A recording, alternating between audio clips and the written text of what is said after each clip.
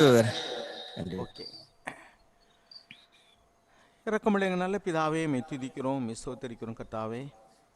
சபையுடைய வராத இந்த முடியாத இந்த நாட்களிலும் கூட ஆண்டவரே, இந்த விசேஷித்த தொழில்நுட்பத்தின் மூலமாக நாங்கள் ஒரு முகத்தை பார்க்கவும், தகப்பனே, நாங்கள் உம்முடைய வார்த்தைகளை தியானிக்கவும் நீர் எங்களுக்கு தந்திருக்கிற இந்த ஸ்லாக்கியத்திற்காக நமக்கு நன்றி.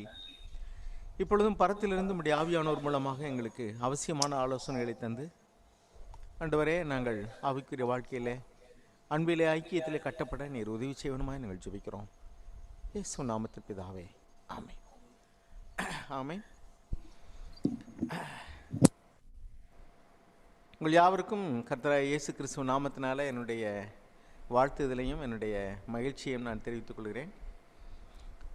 நாம் இன்றைய தினம் தியானிக்கும்படிக்கு நான் யோசித்த ஒரு வசனம் 1 பேதுரு 4வது அதிகாரம் 15வது வசனம். 1 பேதுரு 4வது அதிகாரம் 15வது வசனத்தை நாம் வாசிப்போம்.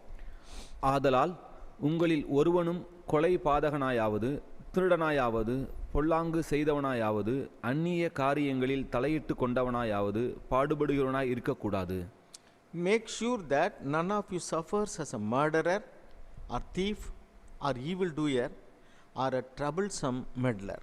அதாவது இங்கே நான் ஒரு கவனிக்கத்தை சொல்ல விரும்புகிற ஒரு காரியம் என்னென்னா, பாருங்கள், 4 வகையான மனிதர்கள் இங்கே வகைப்படுத்தப்பட்டிருக்காங்க. ஒன்று கொலைகாரர், இன்னொன்று திருடர், 3வது பொல்லாங்கு செய்கிறவர்கள், 4வது ட்ரபிள்சம் மெட்லர். அப்படின்னா அந்நிய காரியங்களில், அதாவது தனக்கடாத காரியங்களில் தலையிடுகிறவர்கள். இந்த 4வது காரியத்தையும் முதல்ல உள்ள 3 காரியத்தையும் பார்த்தீங்கன்னா, இந்த முதல்ல உள்ள 3 காரியங்கள் மிகப்பெரிய குற்றங்களாக நமக்கு தெரியுது. உதாரணத்துக்கு கொலை செய்கிறது, திருடுறது, ஈவில் டூயர் அப்படின்னா பொல்லாங்கு செய்கிறவர்கள். ஆனால் இந்த 4வது காரியத்தையும் போய் ஏன் இதற்கு சமமான ஒரு அந்தஸ்தில் இது வகைப்படுத்தப்பட்டிருக்கு? அப்போஸ்தலனாகிய பேதுரு ஏன் இப்படி போய் தனக்கடாத காரியங்களில் அல்லது அந்நிய காரியங்களில் தலையிடுகிறவர்களை கொலைகாரர்களோடும் திருடர்களோடும் பொல்லாங்கு செய்கிறவர்களோடும் கூட ஒப்பிட வேண்டிய அவசியம் என்ன அப்படின்னு சொல்லி நம்ம யோசித்து பார்த்தோம்னா, அங்கே ஒரு காரியம், அதனுடைய விளைவுகளாக நமக்கு சித்தரிக்கப்பட்டக்கூடிய ஒரு காரியம் என்னென்னா,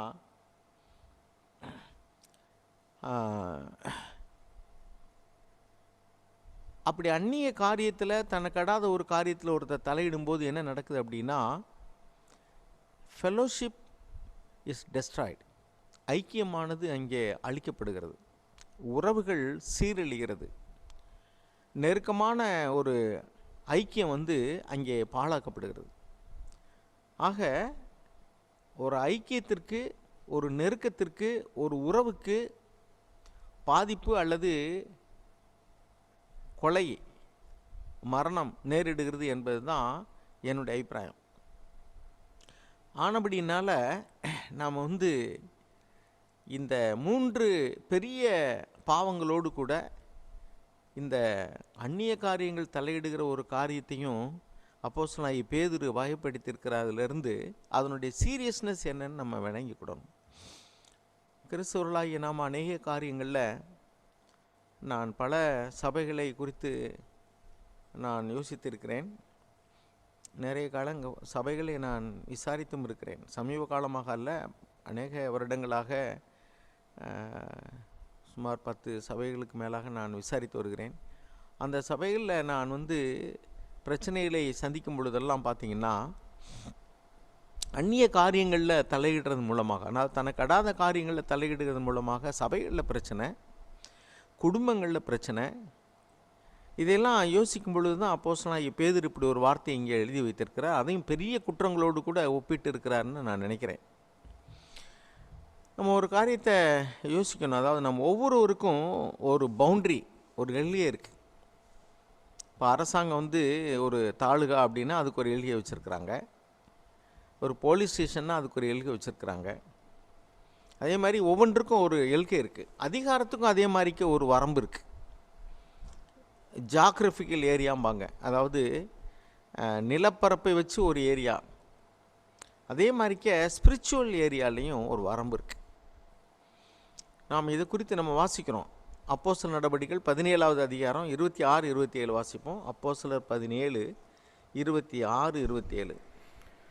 மனுஷ ஜாதியான சகல ஜனங்களையும் அவர் ஒரே இரத்தத்தினாலே தோன்ற பண்ணி பூமியின் மீதெங்கும் குடியிருக்கச் செய்து முன் தீர்மானிக்கப்பட்ட காலங்களையும் அவர்கள் குடியிருப்பின் எல்லைகளையும் குறித்திருக்கிறார். பாருங்க, having determined their appointed times and the boundaries of their habitation. அவர் குடியிருக்கிறதுக்கும் ஒரு எல்கையை வகையறுத்திருக்கிறார். அதே மாதிரி தான் ஒவ்வொரு மனிதர்களுக்கும் ஒரு எல்கை, ஒரு தனி மனிதனாக நம்ம ஒவ்வொருவருக்கும் ஒரு எல்கை இருக்குது. அதிகாரம்னு வரும் பொழுது ஒவ்வொருவருக்கும் அவர்கள் இருக்கக்கூடிய ஸ்தானத்தை பொறுத்து ஒரு வரம்பு இருக்கிறது. ஒரு தனி மனிதனாக எனக்கு உள்ள எல்கை ஒரு குடும்பமாகும் பொழுது என்னுடைய எல்கை விரிவடைகிறது. என்னுடைய மனைவி, என்னுடைய பிள்ளைகள் என்னுடைய எல்லைக்குள்ளே வர்றாங்க.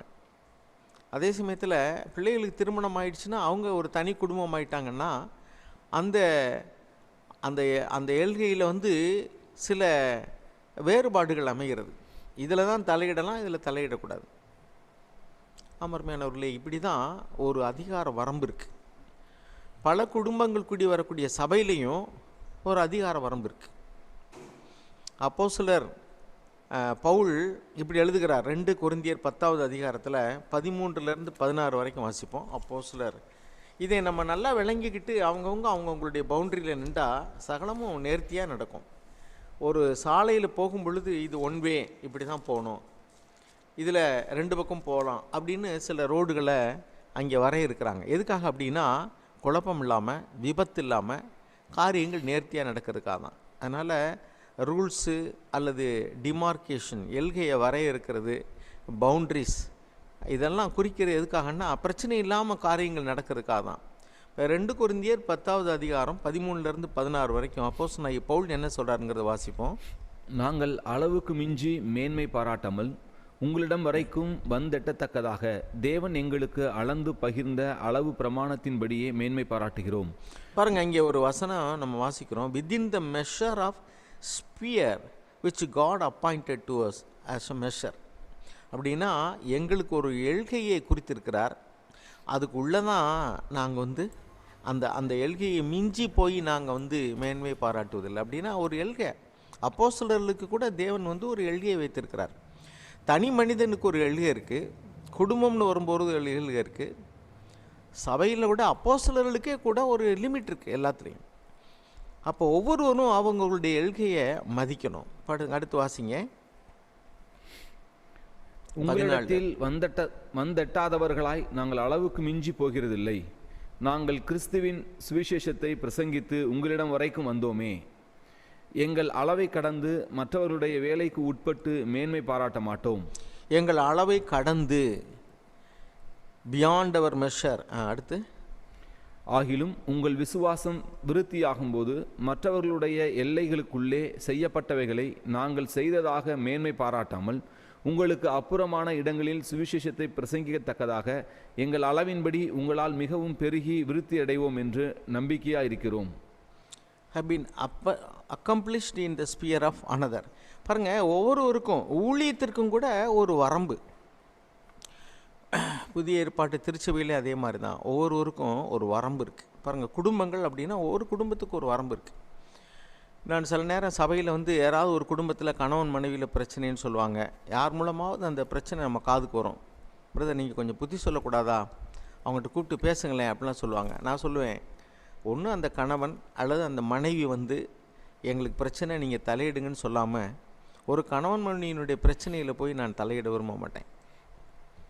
அது என்னுடைய எல்கை அல்ல. கணவன் மனைவிங்கிற உறவில் அவங்களுக்குள்ளே மேனேஜ் பண்ண முடியாமல் சில பிரச்சனைகள் இருக்குது, நமக்கு தெரியலாம். பட் அவங்களுக்குள்ளேயே அவங்க மேனேஜ் பண்ணிக்கிற வரைக்கும் நான் போய் அதில் என்னுடைய மூக்கு நுழைக்க வேண்டிய அவசியம் இல்லை.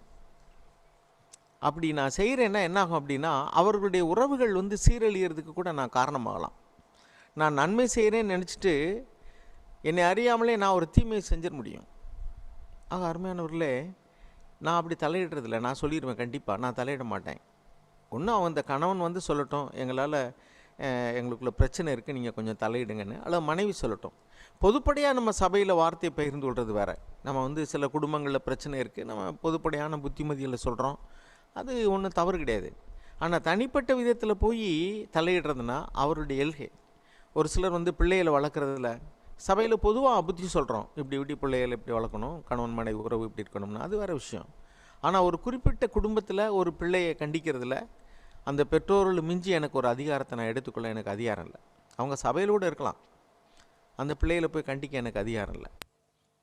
ஏன்னா என்னுடைய பவுண்டரியை நான் கிராஸ் பண்ணுறேன்னு அர்த்தம்.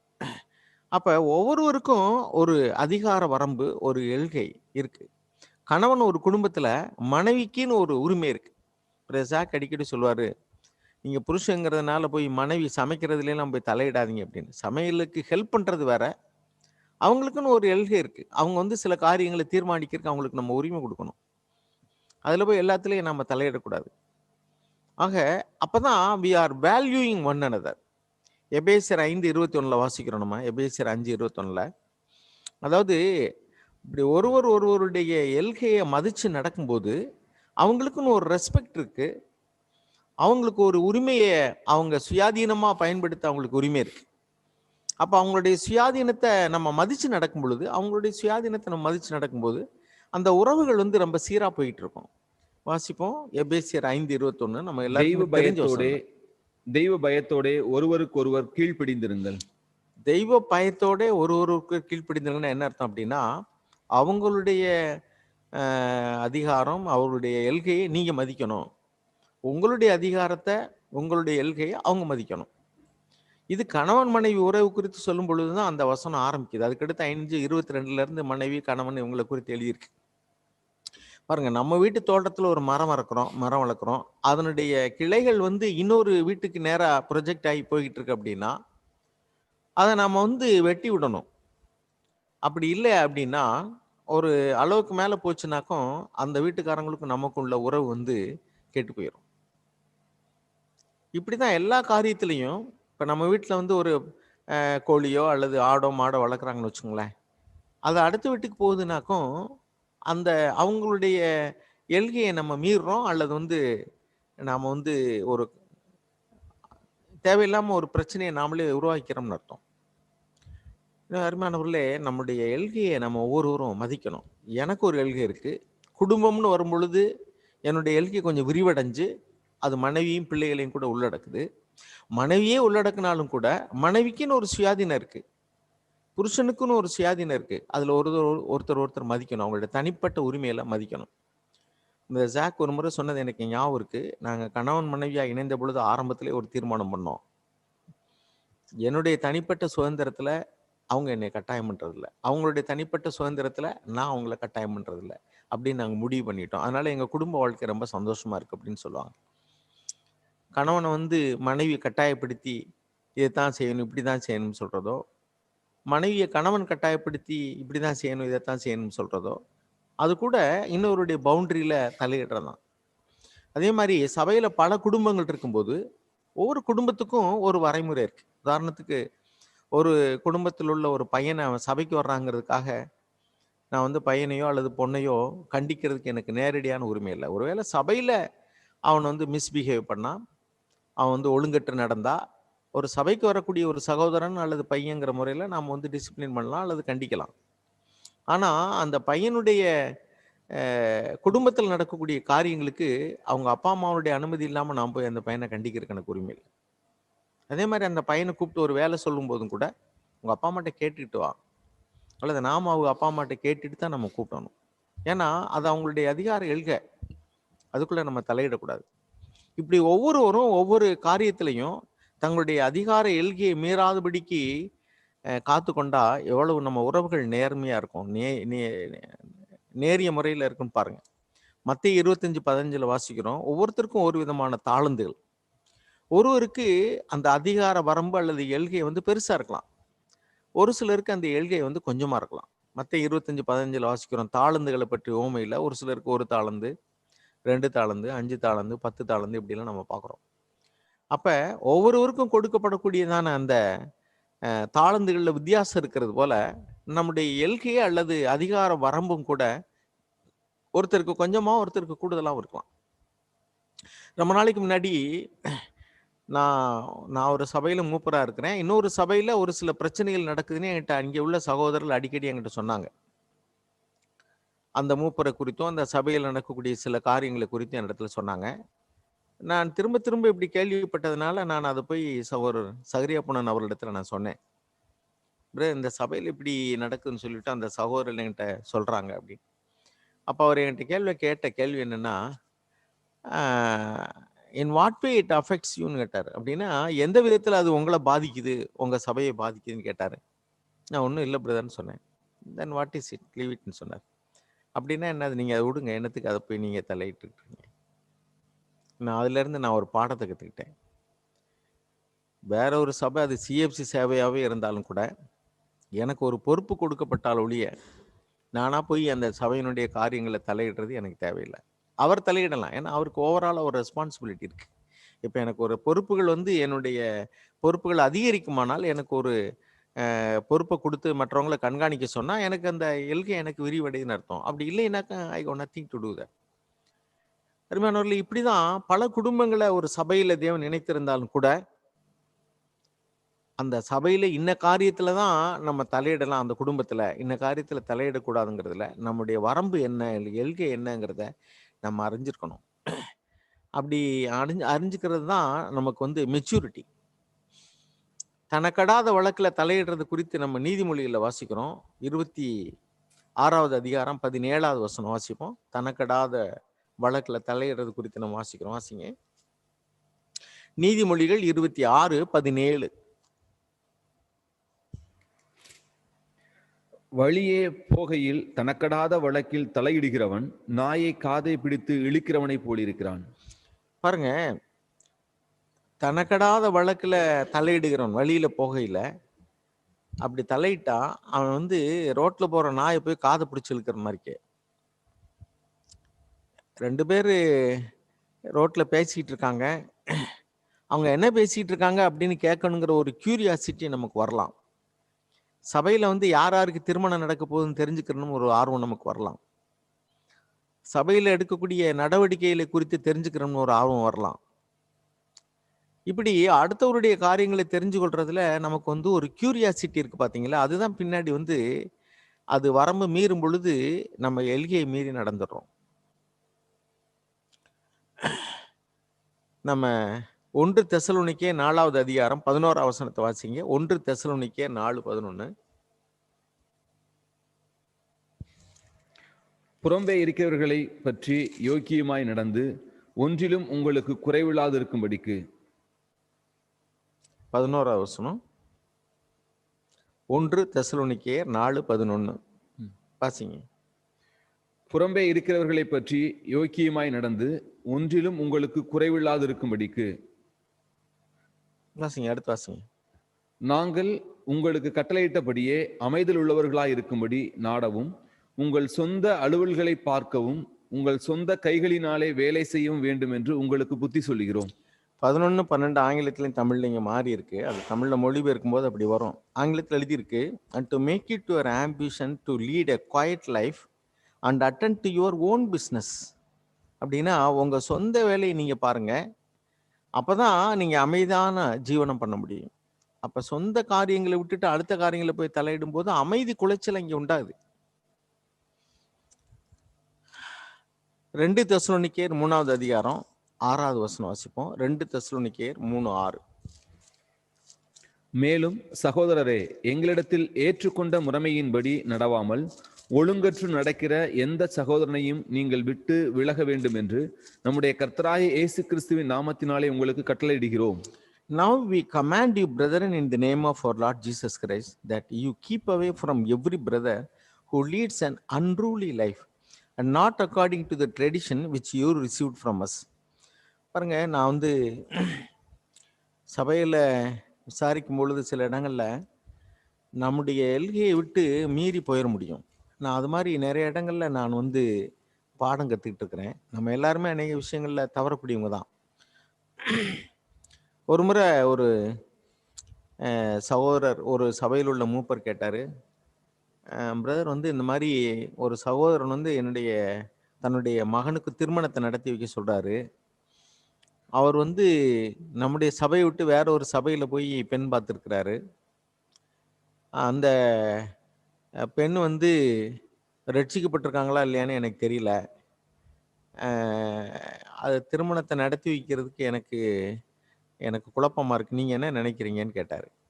அப்ப நான் சொன்னேன், சபைக்கு புறம்பே போய் ஒருத்தர் வந்து பெண்ணை தெரிந்து கொள்றத வந்து கண்ட்ரோல் பண்றதுக்குலாம் நமக்கு அதிகாரம் கிடையாது. நமக்கு வந்து என்ன அதிகாரம் இருக்குன்னா, அவங்க வந்து ரட்சிக்கப்பட்டவங்களா இருக்கணும். வேதத்துல அப்படிதான் எழுதியிருக்கு. ஒரு சகோதரன் வந்து ரட்சிக்கப்பட்டவனா இருந்தா, ஒரு விசுவாசிய தான் கல்யாணம் பண்ணணும். அதுதான் நாம பார்க்க வேண்டியது. அவர் ஒரு அவிசுவாசிய திருமணம் பண்ண போறாருன்னா, அந்த திருமணத்தை நாம வந்து நடத்தி வைக்க முடியாது. அதை நம்ம சபையில அறிவிக்க முடியாது. ஏன்னா, தேவனுடைய வார்த்தை ரொம்ப தெளிவா இருக்கு. ஒரு விசுவாசிக்கும் அவிசுவாசிக்கும் பங்கேது. அவிசுவாசியுடனே அந்நிய நுகத்தடியில் பிணைக்கப்படாதிருங்கள் அப்படின்னு நம்ம வந்து கொரிந்தியர் நிறுவத்தை நம்ம வாசிக்கிறோம். அப்ப அப்படிப்பட்ட ஒரு திருமணத்தை நம்ம நடத்தி வைக்க முடியாது. அதை நம்ம சபையில அறிவிக்கவும் முடியாது. சரி. அப்படின்னா அவர் போய் ஒரு விசுவாசியை திருமணம் பண்றாரு. விசுவாசின்னு அவர் சொல்றாரு. எனக்கு விசுவாசியா இல்லையான்னு தெரியல அப்படின்னு சொன்னா, நான் அவர்கிட்ட சொன்னேன், நீங்க அந்த திருமணத்தை நடத்தி வைக்க வேண்டிய பொறுப்பு இருந்துச்சுன்னு சொன்னா, நீங்க வந்து அவங்ககிட்ட அவங்க விசுவாசி தானங்கிறதுக்கு ஆன ஒரு ப்ரூஃப் கேளுங்க, அல்லது நீங்க பேசி பாருங்க. ஒருவேளை அவங்க திருமணத்தை வேற இடத்துல நடத்த போறாங்க, சபையில அறிவிக்கணும்னு சொன்னா, மினிமம் நம்ம செய்ய வேண்டியது, அவங்க ஞானஸ்நானம் எடுத்திருக்காங்க மனம் திரும்பி அவ்வளவுதான். அவங்க மனம் திரும்பி ஞானஸ்நானம் எடுத்திருக்காங்க, பிதா குமாரன் பரிசுத்த ஆவியின் பெயரால முழுக்க ஞானஸ்நானம் எடுத்திருக்காங்கன்னு ஒரு பாஸ்டர் சான்றிதழ் கொடுத்தா, நம்ம சபையில திருமணத்தை அறிவிக்கிறோம் அவ்வளவுதான். அவங்க எங்கேயோ போய் நடத்திட்டு போறாங்க அவ்வளவுதான். நாம நடத்தி வைக்கிறதா இருந்தா அவங்க ரட்சிக்கப்பட்டிருக்காங்களா, 2 பேருமே வந்து விசுவாசிகள் தானான்னு பாத்துக்கிற வேண்டியது நம்மளுடைய பொறுப்பு. வேற யாரோ நடத்தி வைக்கிறாங்கன்னா நம்ம என்ன பண்ண முடியும்? அந்த திருமணம் வந்து அவங்க ரட்சிக்கப்பட்டிருக்காங்கிறதுக்கு என்ன அடையாளம்? அவங்க ஞானஸ்நானம் எடுத்திருக்காங்கிறத வாங்குறோம் அவ்வளவுதான். அதுக்கு மேல நான் சபையில அறிவிக்க முடியாது அப்படின்லாம் சொல்ல முடியாது. அதே மாதிரிக்கு ஒரு விசுவாசி போய் இன்னொரு இடத்துல வேற ஒரு சபையில வந்து அவங்களாவே வந்து ஒரு பெண்ணை பார்க்குறாங்க, நமக்கு சபையில சொல்லலை அப்படின்னு சொன்னா, என்கிட்ட சொல்லிட்டு தான் பார்க்கணும்னு சொல்றதுக்கு எனக்கு என்ன ரைட் இருக்கு? அது அவங்களுடைய தனிப்பட்ட விஷயம். சபை வந்து திருமணம் நடத்தி வைக்கிறதுங்கிறது வந்து நம்முடைய டியூட்டி கிடையாது. அவங்கள ஆவிக்குரிய வாழ்க்கையில வளர்றது தான் நம்முடைய டியூட்டியை ஒழிய, அவங்க போய் பெண்ணு பார்க்கறது, மாப்பிள்ளை பார்க்கறதெல்லாம் நம்ம வந்து ஒரு ஆப்ளிகேஷனை செய்கிறோம். அதாவது நம்ம சபையில் உள்ளவங்களுக்கு, வெளியில் உள்ள சபையில் உள்ளவங்களோட, விசுவாசிகளோட கூட தொடர்பு இருக்கிறது இல்ல. அப்போ அவங்களுக்கு நம்ம ஒரு ஹெல்ப் பண்றோம் அவ்வளவுதான். கல்யாணம் பண்ணி வைக்கிறதுக்காக நம்ம சபை நடத்தல. நம்ம வந்து இந்த கல்யாண தரகர் வேலை பார்க்கறது இல்ல. நம்ம ஹெல்ப் பண்றோம். அது வந்து ஒரு சகோதரன், ஒரு சகோதரிங்கிற முறையில ஒரு குடும்பமா நினைச்சு ஹெல்ப் பண்றோம். அந்த ஹெல்ப் வேண்டாம் நாங்களே பண்ணிக்கிறோம் அப்படின்னு சொன்னா பெட்டர், ரொம்ப நல்லது, சந்தோஷம், பண்ணிக்கிறங்க. இல்ல பிரதர், அவங்க ஒரு விசுவாசி போல எனக்கு தெரியல, கல்யாணத்துக்காக அவங்க வந்து சும்மா ஞானஸ்நானம் எடுத்து சர்டிஃபிகேட் வாங்கி கொண்டு வந்து கொடுக்குறாங்க, அதனால எனக்கு அந்த திருமணத்தை நடத்த எனக்கு விடுதலை இல்லை. ஓகே, அவங்களுக்கு யாரையும் கல்யாணம் பண்ணிக்கிறதுக்கு விடுதலையும் சுயாதீனம் இருக்கிறதோ, இல்லை உங்களுக்கு நடத்துறதுக்கு நடத்தாம இருக்கிறதுக்கும் சுயாதீனம் இருக்கு. இன்னொரு மூப்பர் நடத்துறேன்னா நடத்தட்டும், இல்லை அவங்க இன்னொரு சபையில் வச்சு நடத்தினா நடத்திட்டு போட்டோம். அவங்க விசுவாசின்னு சொன்னா நம்ம அதை தடை பண்ணா நமக்கு உரிமை இல்லை. இதெல்லாம் நான் ஏன் சொல்றேன் அப்படின்னா, நாம வந்து ஒரு எல்கை இருக்கு, அதுக்குள்ள இருந்தோம்னா பிரச்சனை இல்லை. பாருங்க, சில சபைகள்ல மூப்பர்களுடைய காரியங்கள்ல போய் மற்றவர்கள் தலையிடுவாங்க. இலங்கையில ஒரு சபையில, அல்ல நிறைய இடங்கள்ல சபையில நான் வந்து விசாரிக்கிற சபையில நான் வந்து கேள்விப்பட்டிருக்கேன். மூப்பர்கள் வந்து ஏதாவது ஒரு காரியத்தை குறித்து நடவடிக்கை எடுக்கும்போது, அது எப்படி நீங்க எப்படி நடவடிக்கை எடுக்கலாம்னு வந்து சிலர் கேட்பாங்க. நான் உங்களுக்கு சொல்றது உண்டு, ஒரு பொறுப்புல இருக்கிறவங்களுக்கு பல தகவல்கள் வரும், பல விஷயங்கள் தெரிய வரும். அது எல்லாருக்கும் தெரியப்படுத்தணுங்கிற அவசியம் கிடையாது.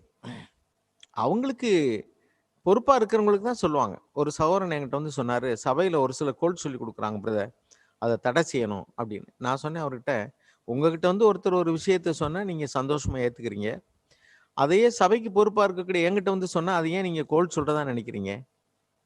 பொறுப்பா உள்ள சகோதரர்கிட்ட சிலர் வந்து சில விஷயங்களை சொல்லுவாங்க. அது அவசியம் இருந்துச்சுன்னா அது நியாயம்தான். அவசியம் இல்லைன்னு சொன்னா அந்த மூப்பர் அவருக்கு புத்தி சொல்லுவாரு, இதெல்லாம் நீங்க தலையிட வேண்டாம்னு சொல்லுவார், அவ்வளவுதான். அதுக்காக நீங்க வந்து அதை கோல் சொல்லி கொடுக்குறதுன்னா அப்ப யார்கிட்ட சொல்லுவாங்க அதை? எந்த விஷயத்தை யார்கிட்ட சொல்லணுமோ அவங்ககிட்ட தானே சொல்ல முடியும். அப்ப ஒரு சபையில பொறுப்பா இருக்கக்கூடிய ஒரு சகோதரனுக்கு சில தகவல்கள் தெரியலாம், அந்தரங்க காரியங்கள் கூட தெரியலாம். அதெல்லாம் அவங்க சீராஞ்சு சகோதரர்கள் வந்து கலந்து பேசி ஒரு முடிவு எடுக்கிறாங்கன்னு வச்சுக்கோங்களேன். அதுவும் சபையில் உள்ள மற்றவங்களுக்கு தெரியாமல் இருக்கலாம். ஒருத்தர் மேலே சபையில் டிசிப்ளின் பண்ணி அப்பம் பிடிக்கல கலந்துக்கொள்ள வேண்டாம்னு சொல்லலாம். அதெல்லாம் ஒரு அவயவத்தை எப்போ நம்ம வந்து சரீரத்தை விட்டு வெட்டுறோம்னு சொன்னால் அது கேங்க்ரீன் ஃபார்ம் ஆகி அது மற்ற அவயவங்களையும் பாதிக்கக்கூடிய நிலைமை வரும் பொழுது அந்த காலையோ கையோ டாக்டர்ஸ் வந்து எடுக்கணும்பாங்க. அது இருந்துச்சுன்னா இன்னொரு அந்த உயிருக்கே கூட ஆபத்து வரும் அப்படின்னு சொல்லிட்டு. அப்போ அப்படிப்பட்ட ஒரு ஸ்டேஜில் வந்து அதை கட் பண்ண வேண்டிய அவசியம் வருது. சாதாரணமாக யார் வந்து அவ்வளோ ஈஸியாக உடனே எடுத்த உடனே வெளியே போன்னு சொல்கிறதுல அப்படி சொன்னால் அது தப்பு. படிப்படியாக எப்படி நடவடிக்கை எடுக்கணும்னு சபையில் ஒழுங்குகள் இருக்குது. முதல்ல வந்து அவங்களுக்கு புத்தி சொல்கிறோம். அதனுடைய சீரியஸ்னஸை வச்சு அப்பம் பிடிக்கிறதில் வந்து நம்ம கலந்துக்கிட வேண்டாம்னு சொல்கிறோம். அதுக்கப்புறம் வந்து அவங்கள அதுலேயும் அவங்க கேட்கலைன்னு சொன்னால் சபைக்கு வர வேண்டாம்னு சொல்கிறோம். சில காலம் வர வேண்டாம்னு சொல்லுவோம், அல்லது நிரந்தரமாக வர வேண்டாம்னு சொல்லுவோம்.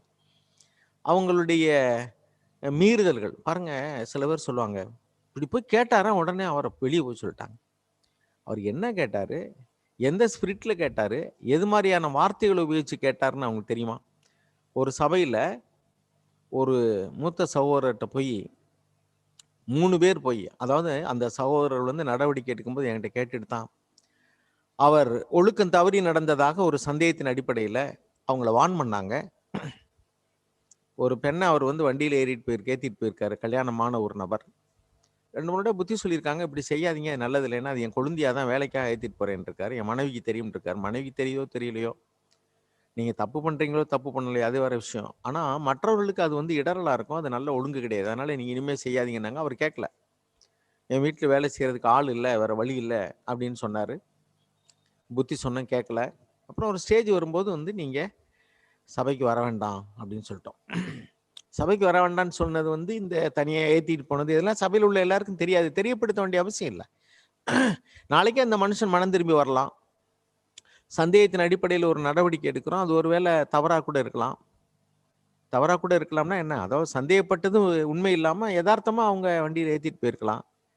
இதை கேட்கறதுக்காக கூட 2 பேர் சேர்ந்துட்டு வந்து அந்த மூப்பர் சபை முடிஞ்ச உடனே வந்து வேகமாக, எப்படி நீங்கள் வந்து ஒரு ஆள் வெளியே போக சொல்லலாம்? யார்கிட்ட கேட்டு வெளியே போக சொன்னீங்க? உங்களுக்கு யார் அந்த அதிகாரம் கொடுத்தா? தேவனுடைய சபை இது. இதில் வந்து நீங்கள் வந்து ஒருத்தர் வெளியே போக சொன்ன உங்களுக்கு என்ன அதிகாரம் இருக்குன்னு வேகமாக பேசிட்டாங்க. அந்த பேசின உடனே அந்த 2 சகோதரர்களும், அதாவது மூப்பராக இருந்த சகோதரர்கள் வந்து என்கிட்ட சொன்னாங்க, பிரதர், இனிமேல் நாங்கள் சபையில் மூப்பராக இருக்க விரும்பவே இல்லை. தயவுசெய்து யாராவது போட்டு நடத்துங்க. எப்போ எங்கள் மேலே நம்பிக்கை இல்லாமல் எங்களை ஏற்று பேசிட்டாங்களோ, இனிமேல் நாங்கள் போய் அவங்கள வச்சு எப்படி நாங்கள் நடத்த முடியும், எப்படி போதிக்க முடியும்? உண்மைதான். அப்போ அந்த சகோதரரை கூப்பிட்டு நான் கேட்டேன், நீங்கள் எப்படி இப்படி பேசுனீங்க? அந்த சகோதரர் மேலே நடவடிக்கை எடுத்ததுக்கு நீங்கள் ஏன் இப்படி போய் பேசுனீங்கன்னு கேட்டால் அவங்க சொன்னாங்க, இல்லை பிரதர், அவர் சொன்னார், அவர் கேட்கணும்னு சொல்லி வந்தார், நாங்கள் கூட தான் போனோம். கூட போனவங்க நீங்கள் ஏன் பேசுகிறீங்க? அவர் கேட்கட்டும். அவர்கிட்ட ஸ்டெப் பை ஸ்டெப்பாக வார்ன் பண்ணி தானே செஞ்சுருக்காங்க. அதெல்லாம் எங்களுக்கு தெரியாது. அதெல்லாம் உங்களுக்கு தெரியாதுன்னா நீங்கள் தெரிஞ்சுக்கிற வேண்டிய அவசியம் என்ன இருக்குது? எதுக்காக இப்போ போகணும்? அருமையானவர்களே, அவங்க மேலே நாங்கள் வந்து ஸ்ட்ரிக்டாக வார்ன் பண்ணி நீங்கள் மன்னிப்பு கேளுங்க, அப்படி இல்லைன்னா சபையை விட்டு வெளியே போங்கன்னு சொல்ல வேண்டி வந்துச்சு. எதுக்கு சொல்ல வரேன்னா, இந்த கலகம் பண்ணுறது வந்து பில்லி சூனியத்துக்கு ஒப்பான ஒரு பாவம்னு வேதத்தில் எழுதியிருக்கு. பில்லி சூனியத்திற்கு ஒப்பான ஒரு பாவம். அருமையானவர்களே, நம்ம சில பாவங்களை நம்ம வந்து சீரியஸாக பார்க்கறதில்ல. தேவனும் அப்போஸ்தலரும் அவ்வளோ சீரியஸாக பார்த்துருக்காங்க. அதனால தான் இந்த 3 பாவத்தோடு, கொலை பாதகத்தோடு கூட போய் இந்த அந்நிய காரியங்களை தலையிடுறதையும் அப்போஸ்தலனாகிய பேதுரு வந்து வாய்ப்பெடுத்து வச்சிருக்கிறாரு. நமக்கு பார்க்க வந்து ஏன் இதையும் அதையும் போய் தானே அவ்வளோ பெரிய விஷயமா? ஏன்னா நம்ம அவ்வளோ சீரியஸாக பார்க்கல. அந்த பாவத்தினால விடக்கூடிய விளைவுகளை நம்ம பார்க்கல. நம்முடைய சபையில் மூத்த சகோதரர்கள் யாரும் சம்பளம் வாங்கிட்டு ஊழியம் செய்யலை. அதே மாதிரிக்க அவர்களுக்கென்று ஒரு சொந்த காரியங்கள் இருக்கு, குடும்ப காரியங்கள் இருக்கு, பிள்ளைகள், மனைவி, தொழில், வேலை எல்லாத்தையும் பார்க்க வேண்டியிருக்கு. இதற்கெல்லாம் அப்பாற்பட்டு சம்பளமே வாங்கிக்கிடாம தங்களுடைய நேரத்தையும் தங்களுடைய எனர்ஜியையும் அவங்க உபயோகித்து சில நேரங்களில் ராத்திரி பகல் தூங்க முடியாது. சில பிரச்சனைகளை கேள்விப்பட்டா திடீர்னு எனக்கு வியாதி, எனக்கெல்லாம் ராத்திரில 1:30 மணிக்கு ஒரு நேரம் ஃபோன் வந்துச்சு, 12:30 மணிக்கு ஃபோன் வரும், முடியல பிரதர் ஜெபம் பண்ணிக்கிறேங்கன்ட்டு. நான் அதுக்காகவே சுவிட்ச் ஆஃப் பண்ணுறதில்ல. ஒரு சில பேர் நைட்டில் சுவிட்ச் ஆஃப் பண்ணிவிட்டு தூங்கிடுவாங்க, அல்லது சைலண்ட்டில் போட்டுருவாங்க. நான் அப்படி போடுறதில்ல. ஏன்னா உண்மையிலேயே சில பேருக்கு வந்து தேவை இருக்கும் அந்த நேரத்தில். ஆக ஒரு சில நேரங்களில் பார்த்தீங்கன்னா ஏதாவது ஒரு பிரச்சனையை கேள்விப்பட்டோம்னா ராத்திரி தூங்கினாலும் தூக்கம் வராது. இதெல்லாம் எத்தனை பேருக்கு தெரியும்? அப்போ யாராவது ஒருத்தருக்கு வந்து அவங்களுக்கு முழு விவரமும் தெரியலேன்னு சொன்னா ஏன் இப்படி நடவடிக்கை எடுக்கிறாங்க? சபையில் அன்பே இல்லை, கண்டிப்பா நடக்கிறாங்க அப்படின்னு சொல்லுவாங்க. தேவன் பார்த்துட்டு இருக்காரு. அருமையானவர்களே, யார் வந்து அந்த நடவடிக்கை எடுக்கிறாங்களோ அவங்க வந்து பொறுப்பா அந்த நடவடிக்கை எடுக்கணும். அவங்க வந்து அதிகாரம் என் கையில இருக்குன்னு சொல்லிட்டு வந்து அவங்க வரம்பு மீறி போகக்கூடாது. They are exceeding their sphere. அதான் இங்க நம்ம வாசிக்கிறோம். அப்போஸ்தலர்கள் கூட தங்களுக்கு வரம்பு மீறி அதிகாரம் செலுத்தல. அந்த அதிகாரம்ங்கிறது வந்து தேவன் கொடுத்தது. அது எப்போ வேணாலும் தேவன் எடுக்க முடியும். அதனால எல்லா சகோதரர்களையும் சமமான ஒரு சகோதரர்களா பாவிக்கணும். கண்டிக்கும் பொழுதும் நடவடிக்கை எடுக்கும் பொழுதும் மூப்பர்கள் வந்து தகப்பனுடைய ஆவியில சாக் சொல்றாரு, ஒரு பையனை கூப்பிட்டு நீங்க பேசினா அவங்க மகனை போல நினைக்கணும். ஒரு வாலிய பிள்ளையை கூப்பிட்டு புத்தி சொன்னீங்கன்னா அவங்கள மகளை போல நினைக்கணும். அதே மாதிரி சபையில் உள்ள எந்த சகோதரனையும் எனக்கு ஒரு மகனை போல, மகளை போல, சகோதரியை போல, சகோதரனை போல, ஒரு தாயை போல, தகப்பனை போல நினைக்க முடியலன்னு சொன்னா நம்ம வரம்பு மீறோம்னு அர்த்தம். அதிகாரம் என் கையில இருக்குன்னு சொல்லிட்டு நாம வந்து சர்வாதிகாரியை போல நடந்தோம்னு சொன்னா, நமக்கு மேல சர்வாதிகாரியா தேவன் ஒருவர் இருக்கிறார். அந்த அதிகாரத்தை எடுக்கிறதுக்கு அல்லது விளக்கத்தண்டை நம்ம விட்டு நீக்குவதற்கு ரொம்ப நேரம் ஆகாது. யோபுனுடைய புஸ்தகத்துல 33வது அதிகாரத்துல 7வது வசனத்தை நம்ம வாசிப்போம். யோபு 33 7வது வசனம்.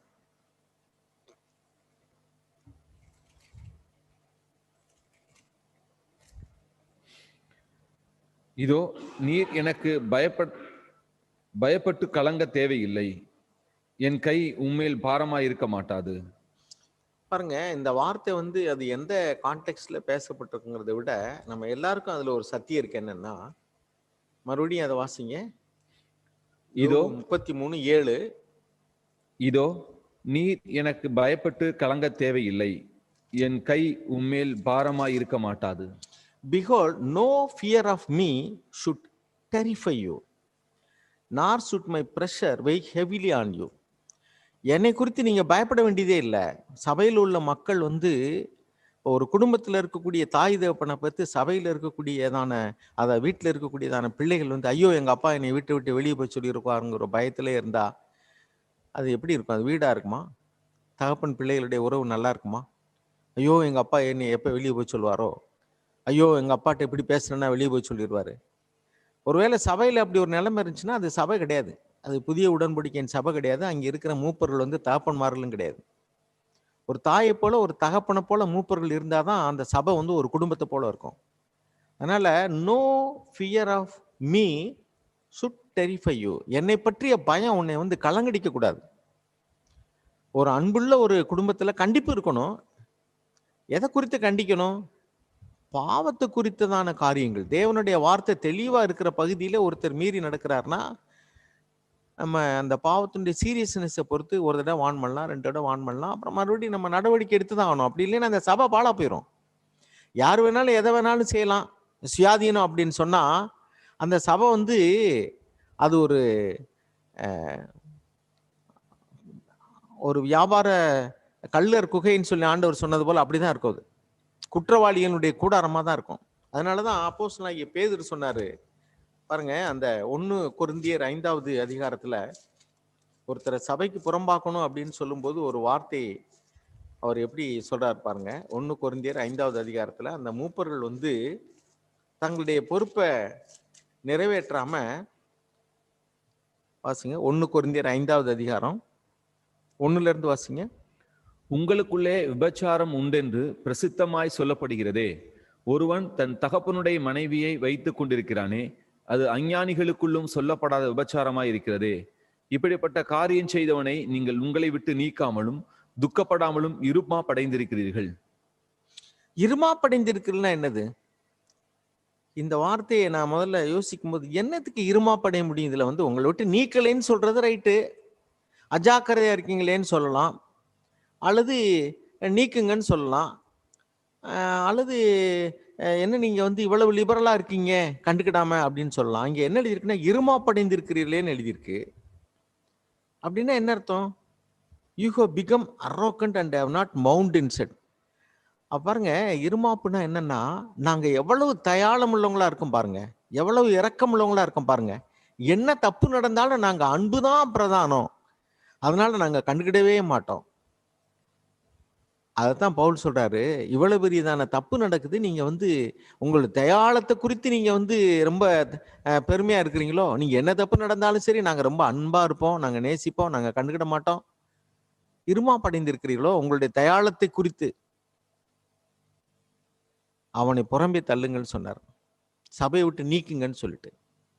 அருமையானவர்களே, பெருமை உள்ளவர்களை தேவன் வந்து எப்படி நடவடிக்கை எடுக்கிறாருன்னா, ஒரு முறை ஒரு சபையில உள்ள ஒரு சகோதரன் நல்லா இருக்காருன்னு அவரை மூப்பரா நியமிச்சோம். அந்த சகோதரன் வந்து ரொம்ப சீக்கிரத்தில் என்ன பண்ணாருன்னா, பெருமையாயிட்டாரு. அப்போ நான் வந்து நம்முடைய மூத்த சகோதரருக்கு கேட்டிருந்தேன், பிரதர் இப்படி ஒருத்தரை மூப்பரா நியமிச்சோம், அவர் வந்து பெருமையா இருக்கிறார் அப்படின்னு சொல்லிட்டார். Remove him இம்மீடியட்லினார். தேவதூதனா இருந்தவன், பிரதான தூதனா இருந்தவன், எப்பொழுது பெருமை அடைந்து இருதயத்துல பெருமையா நினைச்சானோ அப்பொழுதே அவன் தள்ளப்பட்டான்னு எழுதியிருக்கு. அப்படின்னா பெருமை அவ்வளவு பெரியதான பாவம். அதே மாதிரிதான் இந்த கலகம் பண்ற ஆவி, எதிர்த்து நிற்கிற ஆவி, அது அந்தி கிறிஸ்துவனுடைய ஆவி. ஒருத்தர் வந்து சபையிலேயே ஒரு காரியங்கள் நடக்குது, அல்லது ஏதாவது ஒன்று நம்ம வந்து ஒரு பாரப்படுறோம், ரொம்ப நாளாக சபையில் இருக்கிறோம், ஏதோ ஒரு காரியம் இப்படி நடக்குது அப்படிங்கிற ஒரு பாரம் இருந்துச்சுன்னா, சம்மந்தப்பட்ட நபர்கிட்ட போய் பிரதர் எனக்கு ஒன்றும் விளங்கலை, இப்படிலாம் நடக்குது, எனக்கு கொஞ்சம் கஷ்டமாக இருக்குது, ஏன் இப்படி நடக்குது அப்படின்னு நம்ம ஒரு பாரத்தை வந்து ஒரு தயவாக பகிர்ந்து கொள்றதுல வந்து தப்பு கிடையாது. அப்படி போய் ஒருத்தர் பகிர்ந்து கொள்ளும்போது வந்து நீ வெளியே போ, உனக்கு யார் இந்த அதிகாரத்தை கொடுத்தது அப்படின்னு பேசணும்னு சொன்னால், உங்களை பற்றியதான பயம் அவங்கள கலங்கடிக்குதுன்னு அர்த்தம். ஐயோ வாயை திறந்தாலே நம்மளை வெளியே போய் சொல்லிடுவாங்களோ அப்படிங்கிற ஒரு பயம் ஒருத்தருக்கு இருந்துச்சுன்னு சொன்னா அது குடும்பமே கிடையாது. அது குடும்பத்துல வந்து ஒரு சுயாதீனம் இருக்கணும். அதே சமயத்துல கலகம் பண்ணக்கூடிய ஆவியில போய் நீங்க எப்படி எப்படி செய்யலாம், யாரை கெடு செஞ்சீங்க, உங்களுக்கு யார் அதிகாரம் கொடுத்தா, இப்படி செய்யற தப்பு. எந்த சபையுமே நடத்தாத ஒருத்தர் வந்து, அதாவது பிள்ளையே பெறாத ஒரு வாலிபர் வந்து பிள்ளை வளர்க்கறது குறித்து பாடம் எடுத்தா எப்படி இருக்கும்? கல்யாணமே பண்ணாத ஒரு குடும்ப வாழ்க்கை குறித்து பாடம் எடுத்தா எப்படி இருக்கும்? தியரிட்டிக்கலா தான் இருக்கும் அது. அதனால எந்த சபையும் விசாரிக்காத ஒரு நபர் வந்து சபையை எப்படி நடத்தணுங்கிறத குறித்து புத்தி சொன்னா அது எப்படி இருக்கும்? பெருமையா இருக்கிறாங்கன்னு அர்த்தம். பெருமையா இருக்கிறவங்க, கலகம் பண்றவங்க, எதிர்த்து நிக்கிறவங்க, வேசித்தன விபச்சார பாவத்தில் விழுந்தவங்க, அவங்களெல்லாம் கடுமையாக தான் நடவடிக்கை எடுக்கணும். இல்லைன்னா சபை பாழா போயிடும். அதுல எல்லாம் வந்து எப்படி நீங்க நடவடிக்கை எடுக்கலாம், என்ன செய்யலாம், இதெல்லாம் வந்து நம்ம தேவையில்லாத காரியங்களை தலையிடவே கூடாது. அதே சமயத்துல எதுக்கெடுத்தாலும் வந்து வெளியே போ, பேசாத, கேட்கவே கூடாது, நான் என்ன சொன்னாலும் கண்ணை மூடிட்டு கீழ்ப்படி, இந்த அதிகாரத்தை யார் நமக்கு கொடுத்தா? we are all equally brothers. நம்ம எல்லாருமே சம அளவுல சகோதரர்களா இருக்கிறோம். நம்ம வீட்டில் போனா நம்ம ஒரு தகப்பன், அதே மாதிரி அவங்கவுங்க வீடுகளில் அவங்க மாதிரி தாய் தகப்பன் மாதிரி இருக்கிறாங்க. அதே மாதிரி ஒரு குடும்ப காரியத்துல இன்னொரு தலையிடக்கூடாது, பர்சனல் காரியத்துல தலையிடக்கூடாது. என் வீட்டில் நான் வந்து ஒரு விசேஷம் வைக்கணும், சகோதரர்கிட்ட போய் நான் இப்படி வைக்கலாமான்னு கேட்க வேண்டிய அவசியமே கிடையாது. அது அவங்க இஷ்டம். அவங்க குடும்பத்தில் அவங்க ஒரு காரியத்தை செய்யறதுக்கு பர்த்டே கொண்டாடுறாங்க, திருமண நாட்கள் கொண்டாடுறாங்க, ஃபங்க்ஷன் கொண்டாடுறாங்க. இதெல்லாம் வந்து இன்னொருத்தட்ட போய் அனுமதி கேட்க வேண்டிய அவசியம் என்ன இருக்கு? நான் சபையில் மூப்பராக இருந்தால் கேட்கணுமா? ஒரு சகோதரி ஒரு முறை என்கிட்ட ஃபோன் பண்ணாங்க, பிரதர் கோவிச்சுக்காதீங்க பிரதர், நான் வந்து வீட்டை மாற்றிட்டேன் பிரதர், நாங்கள் உங்கள்கிட்ட சொல்ல முடியல அப்படின்னாங்க. நான் சொன்னேன் எதுக்கு கோவிச்சுக்கிறேன் நான்? ஒரு வாடகை வீட்டில் இருக்கிறவங்க இன்னொரு வீட்டுக்கு மாறி இருக்காங்க, அவங்க எவ்வளோ அறியாமையில் இருக்கிறாங்கன்னு சொன்னேன். சிஸ்டர் நீங்கள் எந்த வீடு மாறினாலும் என்கிட்ட சொல்ல வேண்டிய அவசியமே கிடையாது, எதுக்கு நீங்கள் இப்படி வருத்தப்படுறீங்க? நீங்கள் வாடகை வீடு மாத்திரம் எனக்கு சொல்லணும்னு அவசியம் இருக்கா? நம்ம நெருக்கமாக இருந்தோம்னு சொன்னால் ஒரு வேளை சொல்லலாம், அடுத்த வீட்டுக்கு தேடி போயிடக்கூடாதுங்கிறதுக்காக வேணால் சொல்லலாம். வீடு மாத்திரம் நம்மகிட்ட சொல்லணும்னு என்ன அவசியம் இருக்குது? நீங்கள் என்கிட்ட சொல்ல வேண்டிய அவசியமே இல்லை சிஸ்டர், இதுக்கு போய் நீங்கள் வருத்தப்படுறீங்க? நீங்கள் எந்த வீடு வேணாலும் மாற்றிட்டு போங்க, எத்தனை வீடு வேணாலும் மாற்றிட்டு போங்க, என்கிட்ட சொல்ல வேண்டிய அவசியமே கிடையாது சொன்னா. ரிலீஸ் டீம் ஆண்டவர் சொன்னார், எதை கட்டு அவிழ்க்கிறீர்களோ அவர் பரலோகத்திலையும் கட்டு அவிழ்க்கப்பட்டிருக்கணும். நம்ம அப்படிப்பட்டதான கட்டுலுக்குள்ள ஒருத்தர் இருந்தா, பயத்துக்குள்ள ஒருத்தர் இருந்தா அவன் ரிலீஸ் பண்ணி விட்டுறணும் இமீடியட்டா. Please don't fear about me, என்னை பற்றி நீங்கள் பயப்படவே வேண்டாம், உங்களுக்கு சுயாதீனம் இருக்கு. உங்கள் எல்கைக்குள்ளே நீங்கள் எதை வேணாலும் செய்யலாம். நீங்கள் வீடு மாற்றுறது, உங்கள் பிள்ளைகளை வளர்க்குறது, நீங்கள் சேமிக்கிறது, சம்பாதிக்கிறது, எதுவுமே நீங்கள் என்கிட்ட சொல்ல வேண்டியதில்லை. Not necessary. ஒரு குடும்பத்தினுடைய காரியத்தில் நம்ம போய் தலையிடவே கூடாது. சபையில் மூப்பராக இருக்கிறோம்னா சர்வாதிகாரிகள் போல நடக்கவே கூடாது. அதே சமயத்தில் சபையில் மூப்பர்கள் வந்து ஏதாவது ஒரு காரியத்தில் தீர்மானம் எடுத்தாங்கன்னா அதில் போய் இன்னொருத்தர் தலையிட்டு வந்து கலகம் பண்ணவே கூடாது. அவங்கவுங்க வேலையை அவங்கவுங்க பார்க்கணும். அப்படி பார்த்தோம்னா எவ்வளோ ஸ்மூத்தாக போகும் பாருங்க. அருமையானவர்களே, நான் ஒரு பாரத்தோட தான் உங்கள்கிட்ட சொல்றேன். நிறைய சபையில் இது நடக்குது. உங்க சபையில் நடக்குங்கிறதுக்காக சொல்றேன் நினைக்க வேண்டாம். நிறைய சபைகள்ல, நிறைய குடும்பங்கள்ல, ஆபீஸ்லயே அதிகார வரம்பு மீறி ஒருத்தன் நடந்தாருன்னா சரி, அந்த ஆபீஸ் வந்து ஸ்மூத்தா ஃபங்க்ஷன் ஆகாது. ஆமர்மேனவர்களே, எனவே நாம் வந்து மறுபடியுமாக வந்து இந்த ரோமர்கள் நிறுவம் 14:4 வாசிச்சுட்டு எபேசியர் 5:21 வாசிப்போம். ரோமர் 14:4 வாசிப்போம்.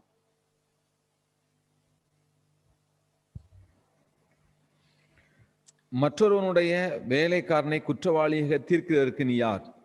அவன் நின்றாலும் விழுந்தாலும் அவனுடைய எஜமானுக்கே அவன் உத்தரவாதி. அவன் பாருங்க, ரோமர் 14:12 ஒரு வசனம் இருக்கு. Everyone should give an account of himself to God. நம்ம ஒவ்வொருவரும் தன்னை குறித்து தேவனுக்கு கணக்கு ஒப்புவிப்பான். நம்ம ஒவ்வொருவரும் நம்ம குறித்து தேவனுக்கு கணக்கு ஒப்புவிக்கணும். அப்படி இருக்க சபையில் உள்ள மூப்பர்கள் வந்து சபை காரியங்கள்ல என்ன சொன்னாலும் சபையில் உள்ளவங்க கீழ்ப்படியணும். சபையில் இருக்கும்போது சபையினுடைய ஒழுங்குகளில் கீழ்ப்படியணும். சபையில் வந்து இப்போ இந்த நேரத்துக்கு மீட்டிங் வச்சா நல்லா இருக்குமா, இந்த காரியத்தை இப்படி செஞ்சால் நல்லா இருக்குன்னு ஆலோசனை சொல்ல எல்லாருக்குமே வந்து உரிமை இருக்குது. சபையில் குடும்பத்தில் உள்ள உறுப்பினர்களை போல இந்த நேரத்தில் கூட்டத்தை இப்படி வச்சா நல்லா இருக்கும், இப்படி வச்சா நல்லா இருக்கும், இந்த கொஞ்சம் நேரத்தை மாற்றி வச்சா நல்லா இருக்கும். இதெல்லாம் நம்ம வசதியில் பொறுத்ததான காரியங்கள். சபையினுடைய முக்கியமான தீர்மானங்களை மூப்பர்கள் வந்து கலந்து ஆலோசித்து அவசியம் இருந்தால் மற்றவங்கள்ட்டையும் கேட்கலாம். ஆனால் ஒழுங்கு நடவடிக்கைகள் எடுக்கிறது அல்லது ஏதாவது ஒரு முக்கியமான காரியங்கள் அவங்க தீர்மானம் எடுத்த பின்னாடி வந்து ஏன் இப்படி எடுத்தீங்கன்னு கேட்கறது, இதெல்லாம் வரம்பு மீறி நம்ம போறது. அமர்மையானவர்களே, ஒரு சிலர் நமக்கு வேண்டியவங்களா இருக்கலாம், அல்லது சபையில வரக்கூடியல நம்ம அந்யோன்யமா பழகி இருக்கலாம். அவங்க மேல ஒரு நடவடிக்கை எடுக்கும்போது நமக்கு ஒரு வழி ஏற்படலாம், ஐயோ ஏன் அப்படின்ட்டு. பெரும்பாலும் சபையில நடவடிக்கை எடுக்கிறவங்க என்ன செய்வாங்கன்னா முதல்ல போய் சொல்லுவாங்க அல்லது மிகைப்படுத்தி பேசுவாங்க. வழக்குல 2 பக்கமும் பேசுறதை கேட்கலன்னு சொன்னா முந்தி பேசினவன் பேசினதெல்லாம் உனக்கு நியாயமா தெரியும் அப்படின்னு நம்ம வேதத்துல வாசிக்கிறோம். 2 பக்கம் விசாரிக்கக்கூடியதான ஒரு சந்தர்ப்பம் நம்ம எல்லாருக்கும் கிடைக்கிறது இல்லை. அதனாலதான் வேதம் தெளிவாய் சொல்லுகிறது, தனக்கடாத வழக்கில் தலையிடாத. இன்னொரு குடும்ப காரியத்துல உனக்கு அனுமதி இல்லாம நீ தலையிடாத. உன்னுடைய அதிகாரத்தை மிஞ்சி நீ போகாத. அப்போஸ்தலர்களுக்கு ஒரு வரம்பு இருக்கு, மூப்பர்களுக்கு ஒரு வரம்பு இருக்கு, அதை மிஞ்சி நம்ம போகக்கூடாது. அதிகாரத்துக்கு ஒரு வரம்பு இருக்கு, எல்கை இருக்கு. நம்ம இதுல தான் தலையிடலாம், இதுல தலையிடக்கூடாது. ஒரு குடும்பத்தினுடைய தனிப்பட்ட பிரச்சனையில நான் சொன்னேன், கணவன் மனைவி பிரச்சனையில அவங்க சொல்லாம நான் தலையிட மாட்டேன். எனக்கு தெரியும் அவங்க குடும்பத்துல சண்டை நடக்கு, பிரச்சனை நடக்குன்னு. பொதுப்படியா ஆலோசனை சொல்லலாம். நேரடியா போய் தலைந்து என்ன ஏதுன்னு கேட்கறதுக்கு உரிமை இல்லை. இன்னும் அருமையானவர்களே, நான் பாரத்தோடு கூட சொல்றேன், உங்களுடைய திருச்சபையில ஒவ்வொருவரும் தங்களுடைய எல்கையை மதிச்சு நடங்க. ஒரு குடும்பத்தினுடைய காரியத்தில் இன்னொருத்தர் தலையிட வேண்டாம். மூப்பர்களுடைய பொறுப்புகளில் இன்னொருத்தர் போய் தலையிட வேண்டாம், அது தேவையில்லாதது. அதே மாதிரி மூப்பர்கள் வந்து மற்றவர்கள் நம்மளை குறித்து பயந்துகிட்டு இருக்கிற மாதிரியான அதிகாரம் செலுத்தக்கூடிய மையமா அதை நினைக்கக்கூடாது. அந்த பொறுப்பை வந்து சிலுவையா நினைச்சு நம்ம வந்து தேவனுக்கு பயந்து எபேசியர் 5:21 சொல்வது போல மற்றவர்களுடைய உரிமையையும் அவர்களுடைய அதிகார வரம்பையும் மதிச்சு நடந்தோம்னு சொன்னா அதுதான் தேவனுக்கு பிரியம். ஏன்னா தேவன் நமக்கு மேல அதிகாரியா இருக்கிறார்.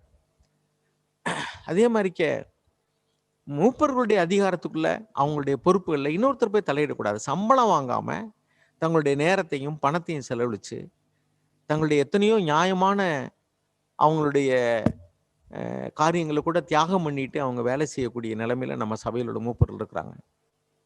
அவங்களுக்கு சம்பளம் கிடையாது, தசமபாகம் காணிக்கைன்னு கிடையாது. அப்ப அவங்க அந்த பொறுப்புகளை செய்யும்போது நான் அறகுறையா என்னத்தையாவது கேள்விப்பட்டுட்டு போய் ஏன் இப்படி செஞ்சீங்க அப்படின்னு சொல்லி நான் கேட்கிறேன்னு சொன்னா தேவன் பார்த்துட்டு இருக்காரு. தன்னுடைய மனுஷர்களுக்கு விரோதமாக பேசக்கூடியவங்களுக்கு நிச்சயமா சொல்றேன், அது நல்லதே கிடையாது.